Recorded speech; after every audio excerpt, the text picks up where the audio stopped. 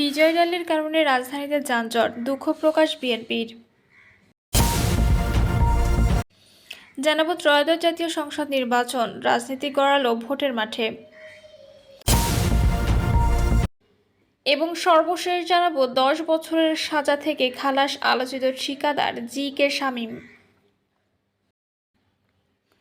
শুনছিলেন সংবাদ শিরোনাম, এবারে বিস্তারিত। বিজয় র্যালির কারণে রাজধানীতে যানজট, দুঃখ প্রকাশ বিএনপির। বিএনপির বিজয় র্যালি চলাকালে ঢাকাবাসী যানজটে পড়ে দুর্ভোগ পোহাচ্ছেন, ঘটনার দুঃখ প্রকাশ করেছেন দলটির সিনিয়র যুগ্ম মহাসচিব অ্যাডভোকেট রুহুল কবির রিজভী। রিজভী বলেন, গত বছর জুলাই-আগস্টে ছাত্র জনতার গণঅভ্যুত্থানে আওয়ামী ফ্যাসিবাদের পতন হয়, ছিল ফ্যাসিবাদের পতনের বর্ষপূর্তি। 6ই আগস্ট ফ্যাসিবাদের পতনের বর্ষপূর্তি উপলক্ষে বিএনপির উদ্যোগে নয়াপল্টনে বিএনপির কেন্দ্রীয় কার্যালয়ের সামনে থেকে শাহবাগ পর্যন্ত বিজয় র্যালি অনুষ্ঠিত হয়। এই বিজয় র্যালিতে অসংখ্য মানুষের সমাগম হয়। বিজয় র্যালি চলাকালে ঢাকাবাসীকে রাস্তায় যানজটে পড়ে দুর্ভোগ পোহাতে হয়। বিএনপি কর্তৃক আয়োজিত বিজয় র্যালির কারণে ঢাকাবাসীকে অনাকাঙ্ক্ষিত কষ্ট দেওয়ার জন্য বিএনপি আন্তরিকভাবে দুঃখ প্রকাশ করছে বলে বিজ্ঞপ্তিতে উল্লেখ করা হয়। ত্রয়োদশ জাতীয় সংসদ নির্বাচন, রাজনীতি গড়ালো ভোটের মাঠে। নির্বাচনের নিশ্চিত গন্তব্য এখন ফেব্রুয়ারি, ফলে 6 মাস বাকি থাকলেও কার্যত নির্বাচনী ট্রেনে যাত্রা শুরু হয়ে গেছে। যারা ইতোমধ্যে নিজের প্রার্থিতা নিশ্চিত করে ফেলেছেন তারা কালক্ষেপণ না করে ভোটের মাঠে নেমে পড়েছেন। বাকিরা প্রার্থিতা নিশ্চিতের গ্রিন সিগন্যাল পেতে ব্যস্ত সময় পার করছেন। জাতির উদ্দেশ্যে দেওয়া ভাষণে প্রধান উপদেষ্টা ডক্টর মোহাম্মদ ইউনূস আগামী রমজানের আগে ফেব্রুয়ারির প্রথমার্ধে ভোট আয়োজনের ঘোষণা করেন। এর মধ্য দিয়ে নির্বাচনের সময় নিয়ে যেমন সব ধরনের ধোঁয়াশা কেটে গেছে, তেমনি ভোটের রাজনীতিও গড়িয়েছে মাঠে। বিশ্লেষকরা মনে করেন, এবার যেহেতু স্মরণকালের অবাধ, সুষ্ঠু ও নিরপেক্ষ নির্বাচন হবে, ফলে স্বাধীনতার পর এই প্রথম ভোটারদের কদর হবে সবচেয়ে বেশি। প্রার্থীদেরও জনগণের কাছে কঠিন পরীক্ষার অবতীর্ণ হতে হবে। উপরন্তু তরুণ ভোটারদের অনেকেই এই প্রথমবার ভোট দিতে যাচ্ছেন। সবকিছু মিলিয়ে আগামী জাতীয় সংসদ নির্বাচন প্রার্থীদের জন্য নানামুখী চ্যালেঞ্জ তৈরি করবে। বিশেষ করে রাজনৈতিক দলের সঠিক প্রার্থী বাছাই ভোটের মাঠে বড় চ্যালেঞ্জ হয়ে দেখা দিতে পারে। এছাড়া ফ্যাসিবাদ বিরোধী শক্তির সামনের সারিতে থাকা বিএনপির মতো বড় দলের দায়-দায়িত্ব অনেক বেশি বলে বিবেচিত হচ্ছে।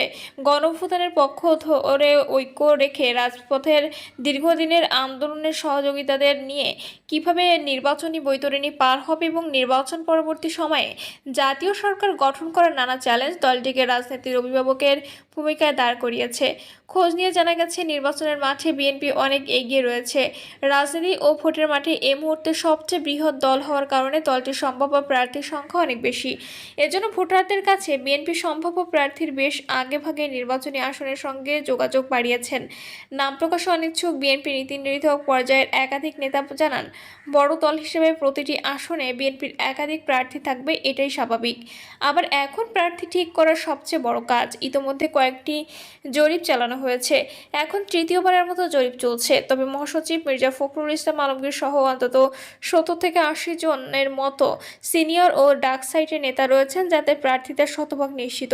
বাকি আসনগুলোতে প্রার্থী কাদের করা হবে তা নির্ধারণ করতে হাইকমান্ডের নির্দেশে জরিপের মাধ্যমে যাচাই বাছাই চলছে। এছাড়া দীর্ঘ আলোচনার আন্দোলনের বিএনপির সঙ্গে থাকা সমমনা দলগুলোর গুরুত্বপূর্ণ নেতাদের জন্য কিছু আসন ছেড়ে দেওয়ার বিষয়টিও বিবেচনায় রয়েছে। এদিকে জামায়াত ইসলামী ইতিমধ্যে 296টি আসনের সম্ভাব্য প্রার্থী ঘোষণা করেছেন। প্রার্থীরা নিজ এলাকায় নির্বাচন কেন্দ্রিক কর্মকাণ্ডে ব্যস্ত সময় পার করছেন। ইসলামী আন্দোলন বাংলাদেশের প্রার্থীদের সাক্ষাৎকার নেওয়া শুরু করেছে। ইতিমধ্যে ঢাকা, চট্টগ্রাম, বরিশাল ও রাজশাহী বিভাগের প্রার্থীদের সাক্ষাৎকার গ্রহণ করেছেন। গণ অধিকার পরিষদের আসন্ন জাতীয় সংসদ নির্বাচনের জন্য প্রথম ধাপে 36টি আসন দলীয় প্রার্থী ঘোষণা করেছে। বাংলাদেশ খিলাফত মজলিসও 223টি আসনের প্রার্থী ঘোষণা করেছে। এদিকে গণঅভ্যুত্থানের সামনে থেকে নেতৃত্ব দেওয়া সমন্বয়কদের নতুন দল জাতীয় নাগরিক পার্টি নির্বাচন প্রস্তুতি থেকে পিছিয়ে নেই। দলটির অন্তত 40 জন সম্ভাব্য প্রার্থী নিজ এলাকায় যাচ্ছেন, সাধারণ মানুষের সঙ্গে যোগাযোগ রাখছেন। বিশ্লেষকদের মতে এবার নির্বাচন আগের মতো গতানুগতিক হবে না। ভোট যেহেতু অবাধ, সুষ্ঠু ও নিরপেক্ষ হবে, ফলে প্রতিটি ভোটারের কাছে প্রার্থীদের ঠিকঠাক পৌঁছাতে হবে। ভোটারের মন জয় ছাড়া ভোট পাওয়া যাবে না বলে প্রার্থীদের প্রচারণায় বেশি সময় ব্যয় করতে হবে। আবার গণঅভ্যুত্থান পরবর্তী সময়ে ভোটাররা যে ধরনের প্রার্থী পছন্দ করেন সেই মানের প্রার্থীও মনোনয়ন দিতে হবে। ফলে প্রার্থী নির্বাচনে দল ভুল করলে প্রত্যাশিত ফলাফল ওলটপালট হয়ে যেতে পারে। এজন্য রাজনৈতিক দলগুলোর প্রার্থী চূড়ান্ত করার ক্ষেত্রে নতুনত্ব সহ নানা দিক বিবেচনায় নিতে হবে। এবার মনে রাখতে হবে, অনেক ভোটার শুধু মার্কা দেখে ভোট নাও দিতে পারে। অনেক ভোটার শুধু মার্কা থেকে ভোট নাও দিতে পারে। বিশ্লেষকরা মনে করেন, এসব বিষয় বিবেচনায় নিয়ে প্রার্থীদের গণমানুষ ও তারুণ্যের সঙ্গে সম্পৃক্ততা থাকতে হবে। এছাড়া রাজনৈতিক দলকে প্রার্থী নির্ধারণের ক্ষেত্রে তার ডেলিগেশন সততা ও যোগ্যতাকে অগ্রাধিকার দিতে হবে। দেখতে হবে গত 15 বছরের লড়াইয়ে সে ছিল কিনা। এখন মানুষ দেখতে চায় যারা প্রার্থী হবেন তাদের নেতৃত্ব, যোগ্যতা, ভীষণ এবং দক্ষতা। বিশ্লেষকরা আলো বলেন, গত 1 বছরের রাজনৈতিক মাঠ উন্মুক্ত হয়ে গেছে। এই উন্মুক্ত মাঠে খেলার ধরন কী হবে, খেলাটা কার পক্ষে যাবে তা অত সহজে আগে প্রাক্কলন করা কঠিন। এর ফলে রাজনৈতিক দলগুলো অনেক ভুল করে ফেলতে পারে। যদি অভিজ্ঞ লোক রাজনৈতিক দলগুলোর পাশে না থাকে তাহলে সিদ্ধান্ত গ্রহণের ক্ষেত্রে ভুল হয়ে যেতে পারে। এই কারণে নির্বাচনে দলের ব্যাপক গ্রহণযোগ্যতা থাকা সত্ত্বেও প্রার্থীর অগ্রহণযোগ্যতার কারণে ফলাফল সেভাবে পক্ষে নাও আসতে পারে। এবার যারা ভালো ও গ্রহণযোগ্য প্রার্থী দিতে পারবে তারাই জয়ের পথে এগিয়ে যাবে। রাজনৈতিক বিশ্লেষক, ঢাকা বিশ্ববিদ্যালয়ের রাষ্ট্রবিজ্ঞান বিভাগের অধ্যাপক কাজী মোহাম্মদ মাহবুবুর রহমান বলেন, গতানুগতিক ধারায় যে নির্বাচনী প্রচারণা চলে আসছিল সেটা এবার পরিবর্তিত হয়ে যাবে। সোশ্যাল মিডিয়া পুরো নির্বাচন জুড়ে ব্যাপকভাবে প্রভাব বিস্তার করতে সক্ষম হবে।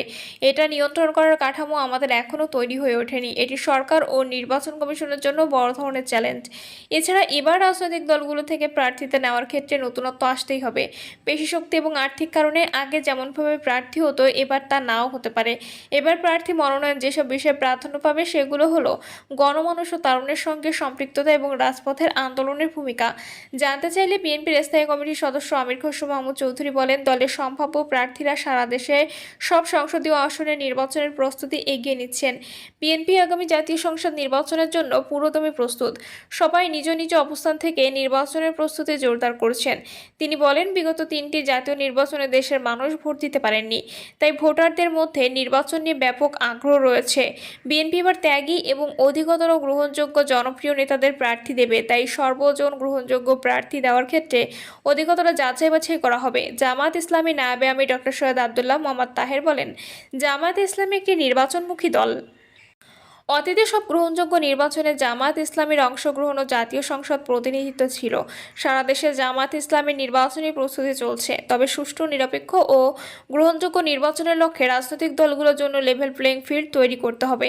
ইসলামী আন্দোলনের মহাসচিব মাওলানা ইউনুস আহমদ বলেন, এক বাক্স ভোট নীতি নিয়ে আমরা দৃঢ় আশাবাদী। এখন আমাদের মতো করে দল গোছানোর জন্য প্রার্থী ঘোষণা করব। তারা প্রচারণা সহ সার্বিক প্রস্তুতি গ্রহণ করবেন। নির্বাচনের আগে জাতীয় স্বার্থে কোনো দলকে কোনো আসন ছেড়ে দিতে হবে নির্দ্বিধায়, তা আমরা করব। সমমনাদের সঙ্গে কাল থেকে বিএনপির বৈঠক। নির্বাচনের সময় ফেব্রুয়ারিতে ঘোষণার পর রাজনৈতিক দলগুলোর আরও তৎপরতা বেড়েছে। দলগুলোর সম্ভাব্য প্রার্থীরা নিজ নিজ আসনে যেতে শুরু করেন। নির্বাচনকে সামনে রেখে সমমনাদের সঙ্গে ধারাবাহিক বৈঠকের সিদ্ধান্ত নিয়েছে বিএনপি। এরই অংশ হিসেবে গুলশান কার্যালয়ে 12 দলীয় জোটের সঙ্গে বৈঠকে বসছে দলটি। এতে বিএনপির ভারপ্রাপ্ত চেয়ারম্যান তারেক রহমান ভার্চুয়ালি